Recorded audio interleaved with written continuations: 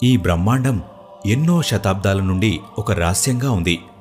అది జనాలని దీని గురించి ఆలోచించేలా చేస్తుంది. యూనివర్స్ యొక్క సృష్టి ఎలా జరిగింది, అలాగే దీని వెనకాల ఎవరున్నారని. హిందూ ధర్మంలో దీని గురించి చాలా సిద్ధాంతాలు ఉన్నాయి. వీటిలో చెప్పబడిన దాని ప్రకారం ఈ బ్రహ్మాండం ఏదో ఒక్క రూపంలోనే ఉండదు. ఇది అనేక బ్రహ్మాండాల ఒక సమూహ మల్టీవర్స్. ఇవి నిరంతరం తయారవుతూ మరియు నశిస్తూ ఉంటాయి. విష్ణు భగవానుడే ఈ మల్టీవర్స్ ప్రతీక. కొన్ని నమ్మకాల ప్రకారం బ్రహ్మాండం తయారవక ముందు ఆయన అన్ని కారణాల యొక్క లౌకిక సాగరంలో నిద్రపోతూ ఉండేవాడు. ఆయన పడక ఒక విశాలకాయ నాగు. అలాగే సృష్టి 3 రూపాల్లో ఉంటుంది. నిర్మాత బ్రహ్మ, పాలించేవాడు విష్ణువు మరియు వినాశకుడు శివుడు. రక్షకుడైన విష్ణు భగవానుడు బ్రహ్మాండం యొక్క నిర్మాణం మరియు వినాశ చక్రానికి బాధ్యుడు అంటారు. ఆయన పడుకున్నప్పుడు తన నాభి నుండి ఒక కమల పుష్పం వచ్చింది. ఆ పుష్పం లోపల బ్రహ్మ సృష్టికర్త భగవానుడిగా కూర్చొని ఉంటాడు. అతను ఒక కొత్త బ్రహ్మాండాన్ని తయారు చేస్తాడు. ఇక్కడ పూర్తి ప్రక్రియ ఒక బ్రహ్మాండం యొక్క జన్మ నుండి ఇంకొక జన్మ వరకు కేవలం విష్ణు భగవానుడి ఒక శ్వాసతో సమానం. అతను శ్వాస వదిలినప్పుడు లెక్కపెట్టలేనన్ని బ్రహ్మాండాలు అస్తిత్వంలోకి వస్తాయి. వాటిలో ప్రతి ఒక్క దాంట్లోనూ ఒక బ్రహ్మ ఉంటాడు. కానీ ఆయన శ్వాస తీసుకున్నప్పుడు బ్రహ్మాండాలు అన్నీ తిరిగి ఆయన నాభిలోకి వెళ్ళిపోతాయి. అలాగే బ్రహ్మ కూడా అంతమైపోతాడు. ఈ చక్రం అనంత రూపంతో నడుస్తూ ఉంటుంది. ఇక్కడ విష్ణు భగవానుడు వేరువేరు బ్రహ్మాండాలను దాటి శాశ్వత అస్తిత్వం యొక్క ప్రాతినిధ్యం వహిస్తాడు. ఇక బ్రహ్మదేవుడు మన వర్తమాన బ్రహ్మాండం యొక్క నిర్మాణం మరియు వినాశనానికి సంబంధించిన ప్రాతినిధ్యం వహిస్తాడు. బ్రహ్మ మన తాత్కాలిక భౌతిక ప్రపంచం, యూనివర్స్ యొక్క ప్రతీక. ఇంకొక వైపు విష్ణువు శాశ్వతమైన బ్రహ్మాండం, మల్టీవర్స్ యొక్క ప్రాతినిధ్యం వహిస్తాడు. ఇది ఎప్పటికీ కూడా ఎలాంటి ఆది అంతలు లేకుండా శాశ్వతంగా ఉంటుంది. బ్రహ్మ ద్వారా సృష్టించబడిన వర్తమాన బ్రహ్మాండం శాశ్వతమైనది కాదు, అది తాత్కాలికమైనది. బ్రహ్మ యొక్క జీవితకాలం కేవలం 100 బ్రహ్మ సంవత్సరాలు మాత్రమే ఉంటుంది. అలాగే అతను చనిపోయిన తర్వాత ఒక కొత్త బ్రహ్మాండం జన్మిస్తుంది. రండి ఇప్పుడు వేదాల్లో టైం మెజర్మెంట్ గురించి ఏముందో మాట్లాడుకుందాం. Measurement of time in the Vedas. బ్రహ్మదేవుడు 100 సంవత్సరాలు జీవిస్తాడు. దాంట్లో ప్రతి సంవత్సరం 360 రోజులు ఉంటుంది.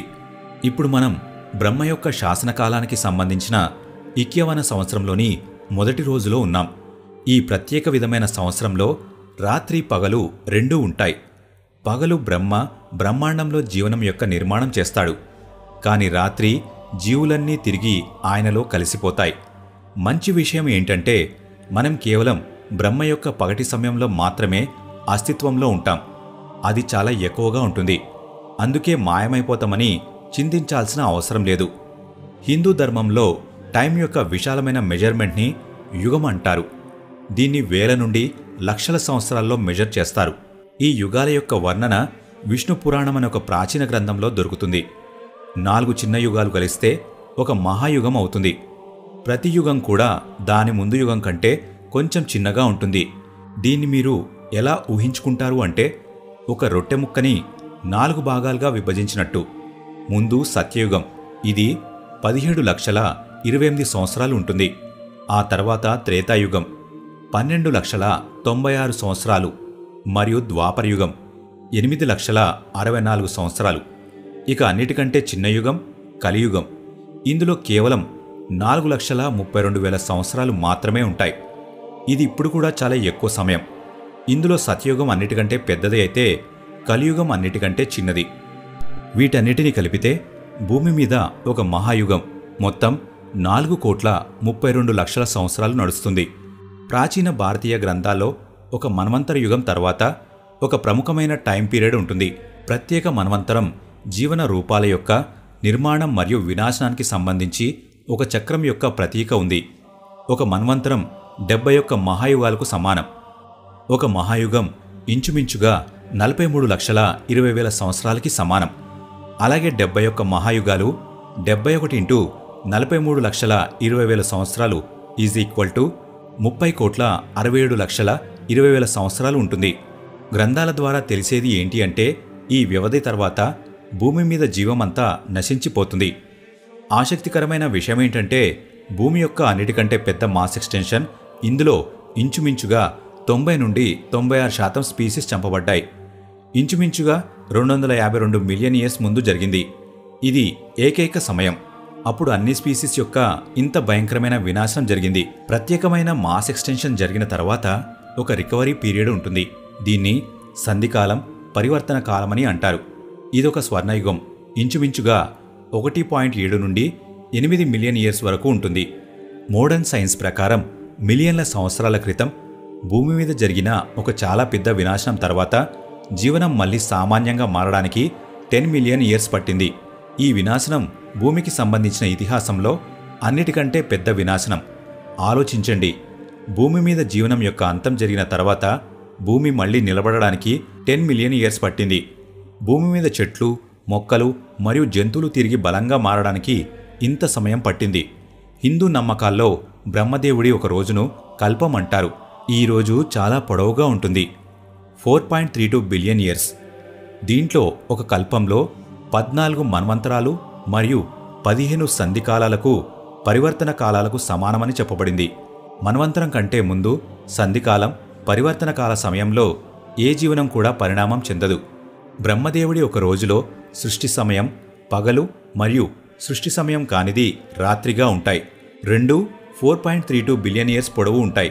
ఇక్కడ ఆసక్తికరమైన విషయం ఏంటంటే వైజ్ఞానికులు భూమి మీద అన్నిటికంటే పురాతనమైన జీవనాన్ని ఇంచుమించుగా 4.28 బిలియన్ ఇయర్స్ పురాతనమైనదని నమ్ముతారు. ఇది బ్రహ్మదేవుడి పగటి సమయానికి సంబంధించిన సృష్టి అనే హిందూ కాన్సెప్ట్కి మ్యాచ్ అవుతుంది. హిందూ బ్రహ్మాండ విజ్ఞానంలో బ్రహ్మాండం యొక్క విశాల సమయాన్ని భూమి మీద వేరే విధంగా మెజర్ చేస్తారు. దీన్ని సులభమైన భాషలో అర్థం చేసుకుందాం. కల్పం అనేది బ్రహ్మాండంలో ఒక రోజు. బ్రహ్మాండం యొక్క నెల 30 కల్పాలు, అంటే 3 బ్రహ్మాండం యొక్క రోజులు. బ్రహ్మాండం యొక్క సంవత్సరం 12 బ్రహ్మాండం యొక్క నెలలు. మహాకల్పం ఒక బ్రహ్మాండం యొక్క పూర్తి జీవనకాలం, అంటే 100 బ్రహ్మాండీయ సంవత్సరాలు. దీని ప్రకారం బ్రహ్మాండంలో జీవి దాని కర్మఫలం ఆధారంగా జన్మిస్తూ నశిస్తూ ఉంటుంది. ఒక బ్రహ్మాండం దాని మహాకల్పం తర్వాత సమాప్తమవుతుంది. ఇది ఇంచుమించుగా 311.04 ట్రిలియన్ ఇయర్స్కి సమానం. మన బ్రహ్మాండం ఇప్పుడు 21 సంవత్సరానికి సంబంధించిన కలియుగం యొక్క 28వ మహాయుగం యొక్క 7వ మన్వంతరంలో ఉందని నమ్ముతారు. సులభంగా చెప్పాలి అంటే బ్రహ్మాండానికి కూడా దాని క్యాలెండర్ మరియు జీవనకాలం ఉంది. కాకపోతే భూమి కంటే చాలా ఎక్కువ మెజర్మెంట్లో. అంతే. ప్రాచీన భారతీయ గ్రంథాల్లో బ్రహ్మాండం యొక్క ఆయువుకి సంబంధించిన ఒక భిన్నమైన అంచనా ఉంది. వీటి ప్రకారం బ్రహ్మాండం ఇంచుమించుగా 157.49 ట్రిలియన్ ఇయర్స్ పురాతనమైనది. అయినప్పటికీ ఆధునిక విజ్ఞానం ప్రకారం బ్రహ్మాండం యొక్క ఆయువు 13.79 బిలియన్ ఇయర్స్. కొన్ని ప్రాచీన గ్రంథాలు బ్రహ్మాండం యొక్క ఆయువు 311 ట్రిలియన్ ఇయర్స్ అని కూడా చెప్తాయి. ఈ వీడియో యొక్క ఉద్దేశ్యం ఆ విశాల కాల వ్యవధులను చూపించడం. ఏవైతే ప్రాచీన భారతీయ కాన్సెప్ట్స్ ఉన్నాయో, ఈవెన్ ఫేమస్ అమెరికన్ వైజ్ఞానికుడు కార్ల్ సాగన్ కూడా హిందూ ధర్మం యొక్క బ్రహ్మాండీయ చక్రాలకు సంబంధించిన ఆలోచనలు మోడర్న్ సైంటిఫిక్ కాస్మాలజీ విజ్ఞానానికి అనుగుణంగా ఉన్నాయని నమ్ముతారు.